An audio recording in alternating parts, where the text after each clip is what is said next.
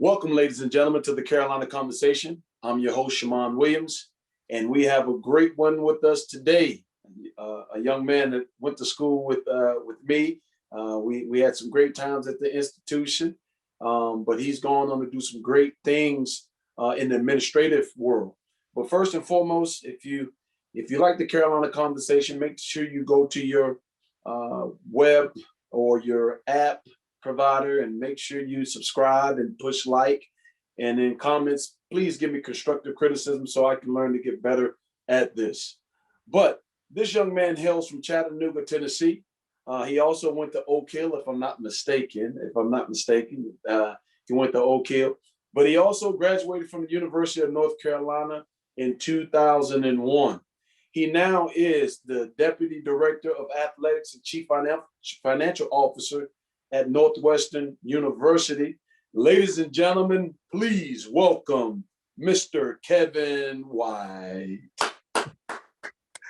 I appreciate that introduction, Shammond. That's probably the best introduction I've ever received in my life, so I appreciate that. Thank you. Well, it's interesting because I always get the introduction. I always tell people, listen, I don't have to make anything up. It's all the things that you've done yourself. So a lot of times you don't think about it, but when somebody gets to talk about it, you begin to think, I've done these things, or I'm not embellishing. I'm only telling the truth. And you one of my great friends, man, and we've had numerous discussions and things on the road, especially when you were at SMU, being the athletic director. And so please explain to the guest, how is it in your profession, and what do you actually do in your profession? Yeah, that's a great question. So I'm the Deputy Director of Athletics here at Northwestern, as you alluded to. But my path obviously didn't start there. I started at Georgia State University in Atlanta, Georgia. Thought I wanted to be a graduate assistant. Thought I wanted to get into coaching. I loved the game of basketball. And so I was fortunate enough to get an opportunity from a guy named Marvin Lewis, who was a great basketball player at Georgia Tech back in the early 2000s. And Marvin gave me an opportunity to get into athletic administration along with Cheryl Levitt. Worked there at Georgia State, working in the business office, and kind of worked my way up, and moved over to SMU and with a guy named Matt Roberts that I know you know, and Rick Hart. And Matt Roberts are both Carolina guys, and hopefully we'll jump into that and why that connection and relationship is so meaningful. And then I had opportunity to come here to Northwestern to serve as the Deputy Athletic Director here at Northwestern in Evanston, Illinois, which is right outside of Chicago. So my job is the Chief Financial Officer. So I, obviously handle the finances of the department, but I handle all legal contracts, human resources, and some other internal operations of the department. But I also oversee our men's basketball program and our men's soccer programs here at Northwestern. Yes. Well, that's a lot of responsibility. And, being there and being with a Dookie, Chris Collins. That's right. I give him a hard time about that. We got a big game tomorrow too, Carolina Duke. So he's kind of quiet right now, depending on, based on how Duke's season is going. So he hasn't been as vocal as he usually is. Right. But it's always a big responsibility, especially for us coming from a basketball environment at the University of North Carolina to be able to have an input in say in the game of basketball, which you're a lot different than most ADs, because you do have you do have a basketball background. And so a lot of times when you're dealing with athletic directors, they may not have a background in the sport itself, or come from an environment where the level of play has been so high. And so how do you think it is for you when you begin to have conversation with those coaches that coach basketball, and they see that your mindset and your understanding of the game is much more than just from the peripheral aspect of being an athletic director? How do you think people perceive you in that regard? Sure. Yeah. I've been told, by, Chris Collins and others that, I see the game a little differently than other administrators. Right. But I'm really careful not to cross that line because he's the coach of the program and this is his program, and I'm really here to support him, right? Try to remove any barriers and obstacles that may be in the way for Mhm. him. But we do sit after games. We sit before games. I'm in the film sessions when I'm on the road with the team. I don't say anything at all, right? That's not my job. It's not my place. Certainly, he's a lot more knowledgeable than I am in that regard, and that's why he's coaching the team and I'm not. So, Right. I joke with the team as well as the players. Like they don't want me coaching. I mean, because that wouldn't be a good outcome. It wouldn't be a good outcome. But I do love the game of basketball. Shammond, you mentioned I went to Oak Hill Academy, and that was Mhm. really huge. And obviously, being able to come over to the University of North Carolina to participate in the basketball program for a year was really huge. Fell in love with Coach Smith and Coach Guthridge and obviously Coach Ford, who we all know Mhm. and love, so I was able to kind of absorb a lot of basketball knowledge just from being around a lot of great leaders and coaches and so that's really helped me a lot to be able to kind of help our basketball coaches at every stop that I've been at. Right. Right. And speaking of the stops that you've been at, I mean, you alluded to it earlier. You had been at Georgia State, which is in the Sun Belt, and then you were at SMU, which is in the American Athletic Conference, and now you're at Northwestern, which is in the Big Ten. And so, being an administrator at those different stops and those different levels, you've always progressed and progressed and progressed. So, in your opinion of being an administrator, what's the difference in those jobs in your mindset? Yeah. I mean, you come from Georgia State, where it's a one bid league, right? You come Mhm. from it's the Sun Belt, and I was at Georgia State, fortunate enough to be there with Ron Hunter, who's at Tulane now. But I remember one year we went 17-1 in the regular season, and lost in double overtime in the conference championship game, and didn't go to the NCAA tournament. That's Right. really, really heartbreaking, for those student athletes and the coach that put so much time, effort, and energy throughout the year to have a Hmm. great season to not be able to play on the game's biggest stage in the NCAA tournament. And so Right. going over to SMU, which I was there with Coach Brown, who's another Carolina guy, and love Right. Coach Brown. Was there with George Lynch and Sean Stout, and so we had a pretty nice Carolina Tar Heels contingent over there at SMU. But fortunate enough to really be a part of a couple American Athletic Championships there. So was able to experience the NCAA tournament there. Obviously, the levels that you go up from the Sun Belt to the American Athletic Conference, where you have multiple bids that come out of those leagues. The stakes are a little higher. Your game's on TV a lot more based on the ESPN contracts or whatever the conference contracts have with those television networks. And then even coming over to Northwestern here in the Big Ten, obviously some would consider Northwestern in the Big Ten, where the Big Ten to be, one of the strongest basketball conferences in the country, at least this year and probably last year. So the stakes are really, really high. I mean, every game, every night is going to be a dogfight. It's really competitive, Hmm. and so you have to bring your best game, and so the stakes are a little higher depending on the levels that you go in terms of just the notoriety or the television coverage. And so I just try to manage it that way in terms of just making sure I'm there to support our student athletes and then also support our coaches through Hmm. the ups and downs that may come from whatever season they may have. It's that time of year again, folks. Conference tournaments are tipping off. Bubble teams are making their final push for a bid, while the best teams in the country are gearing up for a deep run. Automatic bids will be punched, slippers will be fit, and our partners at DraftKings Sportsbook, America's top-rated sportsbook, are putting my listeners at the center of the action. If you bet $4 on an underdog in a select game this week, and that underdog wins, you win $256. That's right, $256. Here's how it works. Download the app now and use the promo code FIELD68 when you sign up. Scroll through the list of select underdogs, bet $4 on them, and win, and cash $256 when they do. There is no better way for you to put your college hoops knowledge than to use your money where your mouth is with the DraftKings Sportsbook. It's safe, it's secure, it's reliable, and you can deposit and withdraw your funds at your convenience. So remember, that's Field68. That's FIELD 68 to turn your $4 into $256. It's for a limited time only, must be 21 years or older. Restrictions apply. Go to DRAFTKINGS.com for details. If you have a gambling problem, please call 1-800-GAMBLER. That's 1-800-GAMBLER. Thank you. Yeah.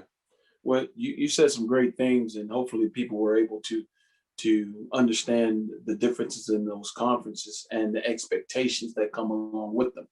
A lot of times, you just look at the basketball and just appreciate the game, but understand that there's so much more involved beyond the game, especially in your position.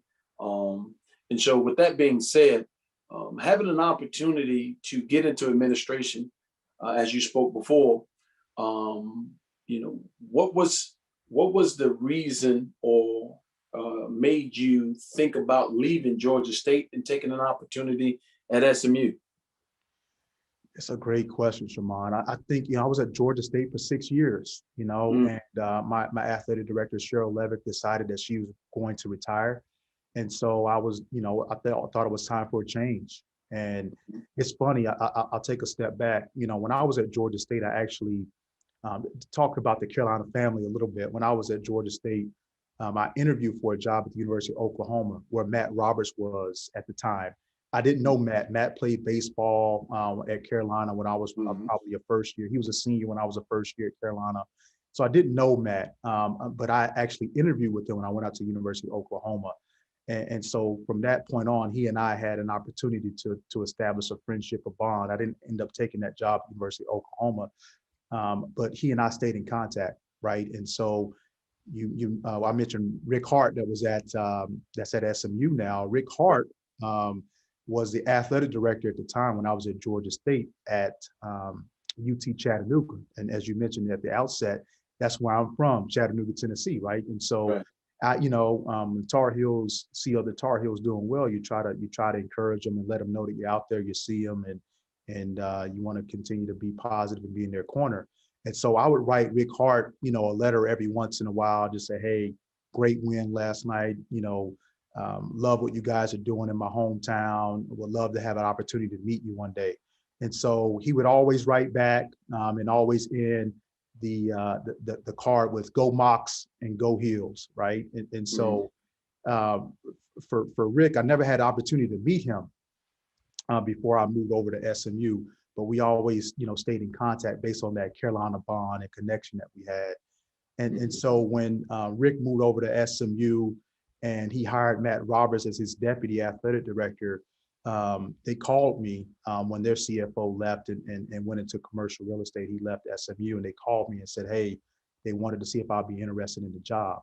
And so just looking around, doing my research on Rick and Matt, I basically got a job offer from them. I went and interviewed, and it was an opportunity for me to work with a great leader in Rick Hart and phenomenal third generation athletic administrator. So he's well respected in the industry, and had a chance to work with Matt Roberts, who was phenomenal, doing a great job at College of Charleston. And yes, George Lynch, who was one of my closest friends to this day, talked to George quite often. And he was at SMU with Coach Brown, and obviously Coach Brown is phenomenal, and Sean Stout. So the list goes on and on. But that's the reason why I decided to move over to SMU, is because it was great leaders that was leading the place.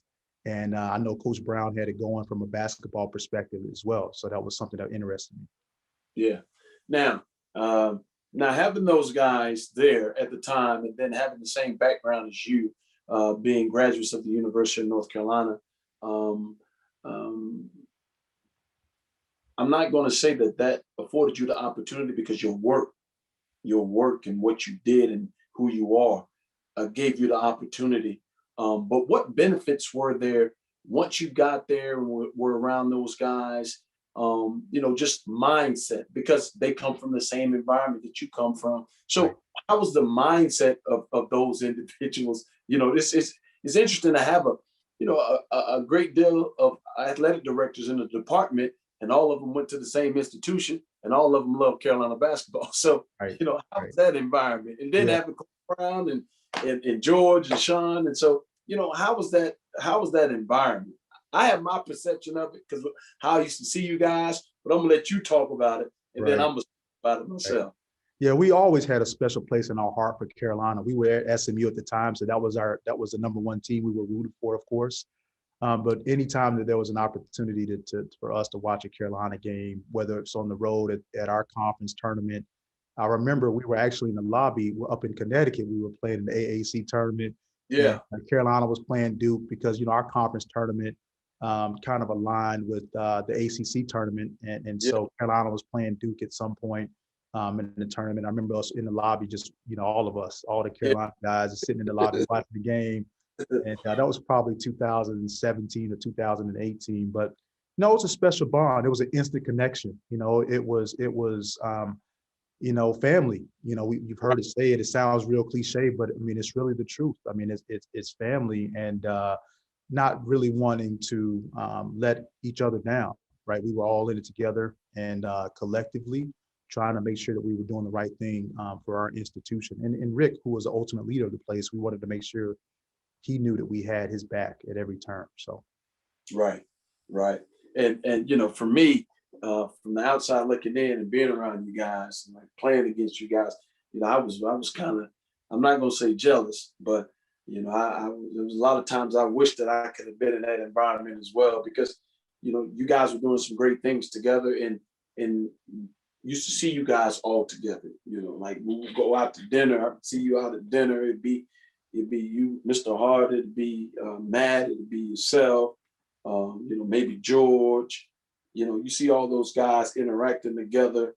It makes a great environment because you know that you're family, and so when you're family, like you said before, there's a responsibility that you feel like you have to one another, but also they are comfortable with you right. and understanding that you're in some professions, especially like coaching, that you're not against them, you're actually with them. Yes. And they came from an environment where everyone came from the same environment, understanding that everybody has a role to play and every role is important, and we're doing it together.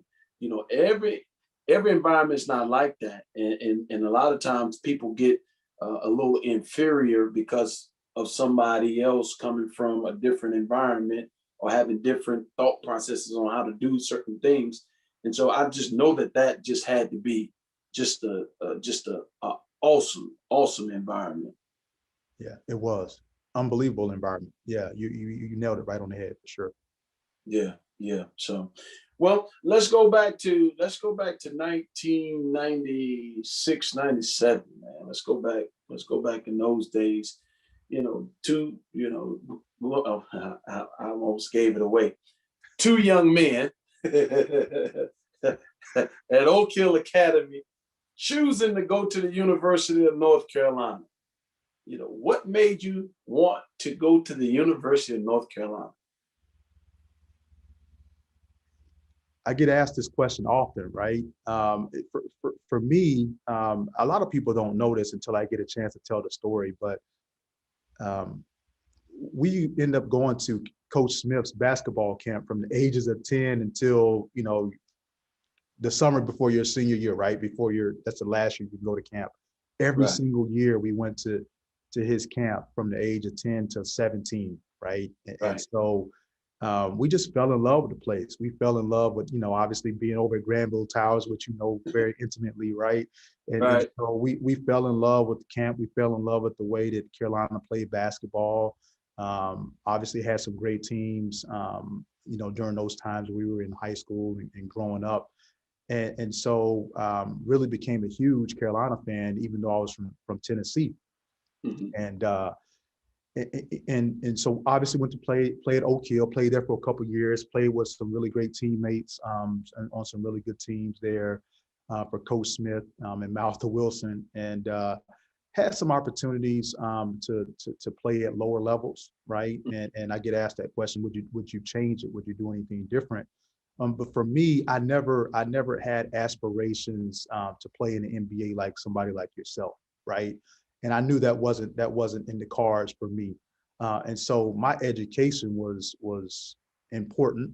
I wanted to be at a school where I really, loved the basketball program, and so that was North Carolina for us. And so as opposed to going to a smaller school where I may have had opportunity to play, at a Division I level. I decided that I really wanted to go to Carolina, and it was an opportunity for my, you kind of mentioned, I have an identical twin brother There you go.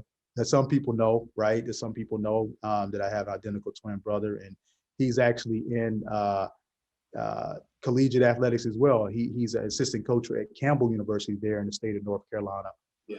They're the And so, championship went through. yeah, that's right. That's right. They had a big win last night, so they're in the Mm-hmm. championship game, rooting for him. Hopefully, they'll be able to make it to Indy. But he was fortunate enough to play for 3 years at Carolina on the JV team, and then obviously as a junior under Coach Guthridge, that was a team that went to the Final Four. Coach Guthridge had a tremendous track record, as you know. You were part of that first year that he took over after Coach Smith retired. But so I had opportunity to kind of live through him and going to the Final Four and going to Indianapolis. But for us, it was more about the education, the value of North Carolina being a great school. And then also we just fell in love with the basketball program. And quite frankly, anything less than that was not going to be the same college experience in our eyes that we were seeking. Yeah. I was going to ask people, say, now you hear him referencing we, and so that was the one thing that I knew that stood out about you guys. I knew that you too love the game of basketball, because I used to see you at the Smith Center. You guys come in, play pickup and stuff like that, and it was really really interesting for us because, like you said, y'all were identical twins. Right. So for us it was like, wait a minute, which one is it? You know what I mean? Which one is it? But you guys were always great, and you guys were always around the game. And so I think where a lot of kids suffer today is that they're only interested in playing the game. They don't study the game. And I remember having discussions with you guys, and just I was kind of taken back by the information that you guys had, not knowing that you had played at Oak Hill. I was just like, man. And then I was like, man, y'all know a lot of basketballers that I remember y'all saying, well, we played at Oak Hill as well. And I was like, oh, well, that makes sense. I said, these guys they're different, like they're different. Like the level of play is different. Their understanding of the game is different. And so being able to have that mindset and being able to have that dialogue with other former players, how do you think that benefits you being an administrator? Yeah, I think it really helps me because I'm able to kind of have some conversations with some of the student athletes. And again, I never overstep my bounds. I'm never in, trying to coach a kid up. That's not my role, and I'm not allowed to do that. And so, but just being there and just understanding kind of what they may be going through is important as a student athlete, and just try to be there for them. Especially young men that may find themselves in a difficult spot or buried on the bench a little bit more, right? In terms of playing time, I'm able to identify with some of those student athletes, because they say, hey, that your role may not be to give the team 30 minutes, a night. It may only be to give us eight minutes a night, but you got to be the best practice player you can possibly be. You got to know the scout. You got to know what's going on with the opposing team, and look for other ways to contribute. And if your opportunity comes, but you're going to make us better in practice and being prepared and being a good teammate and have a great attitude. That's just as important as going out and scoring 20 points a night. For sure. And I'm gonna tell you this, that you may not be aware of how important it is. It is extremely important for the student athlete to be able to talk to the administrator and have that dialogue where they feel comfortable.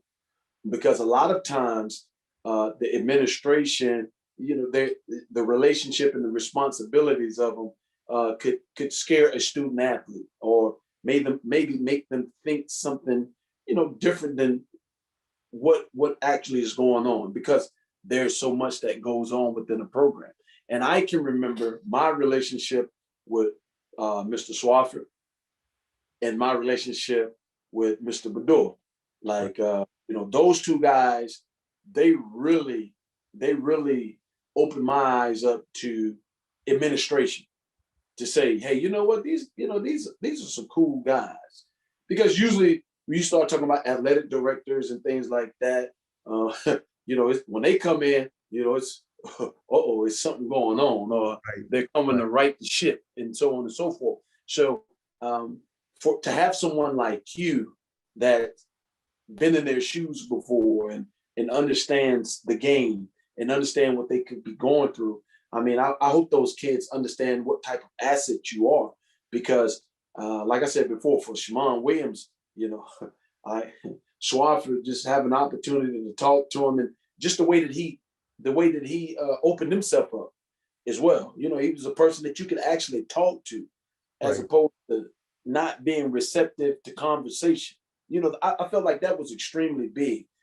Dick Bador being just a class individual, just a person, like I said, just a person that you can have a conversation with and not feel inferior at that point in time. It just opens your mind up to so many things, especially from an individual like myself, coming from my background, being at an institution of that magnitude, and having the decision makers and have those just an everyday conversation with you, man. It just takes it takes so much pressure. I'm not a drinker, but like most people say, it takes the edge off. Right. And Right. so it's commendable to hear you say that you have those conversations with those kids, because a lot of times, because of your title and what you do at the institution, you could be looked upon as, I don't know if I want to have a conversation with that person because of his role. So Right.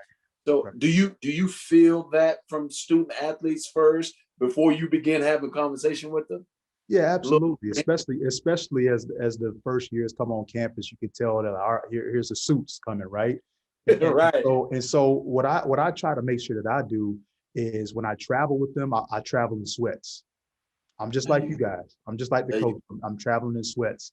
And when they have team meals, I have an opportunity to sit down at the table with them and just kind of talk about, what's going on, right? We get Mhm. into the whole the LeBron or Jordan debate, right? That kind of Right. breaks down those, the That- barriers. And then, after practice, after a shoot around or something like that, I may pick out one of them and say, hey man, I think I could hit more free throws than you. We're gonna shoot right. 5. Let's see how many you hit and see how many I hit. And that usually breaks down the barriers in terms of being able to have those conversations with them.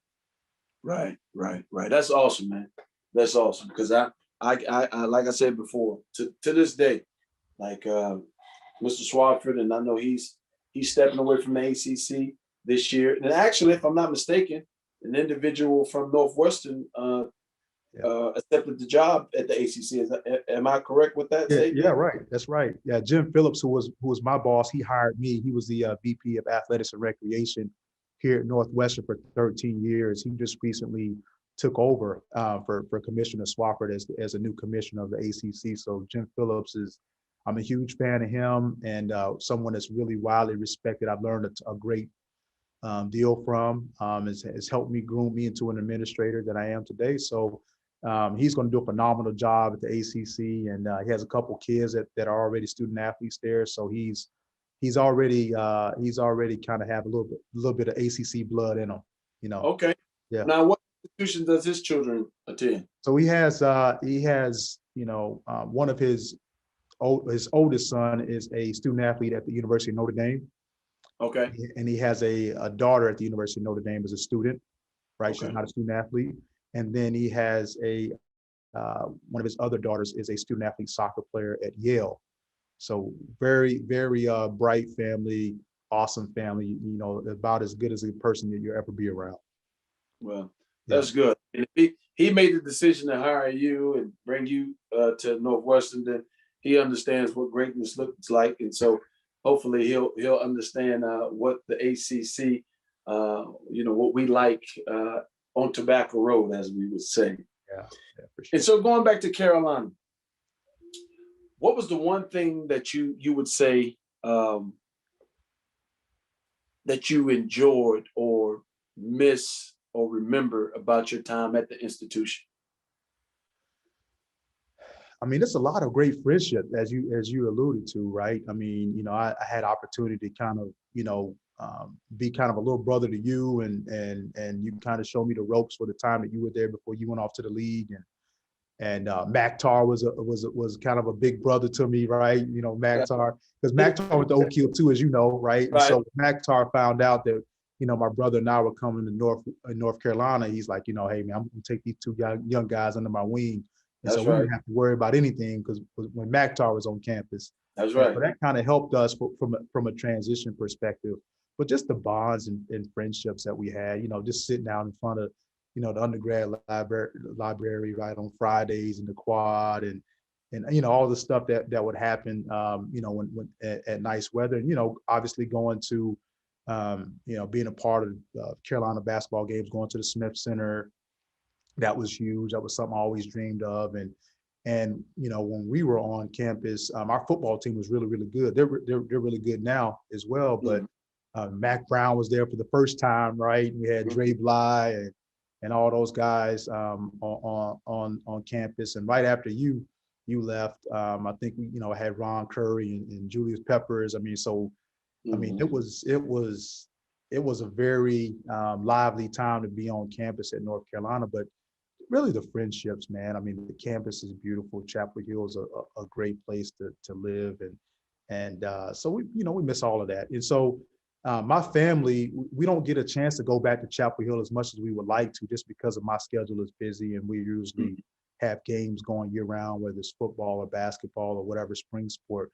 And so last year we had the opportunity before COVID, last November. This is November of 2019. We had a chance to go to a football game, and that was my first time for my daughter being on campus. I believe my son was on campus one other time.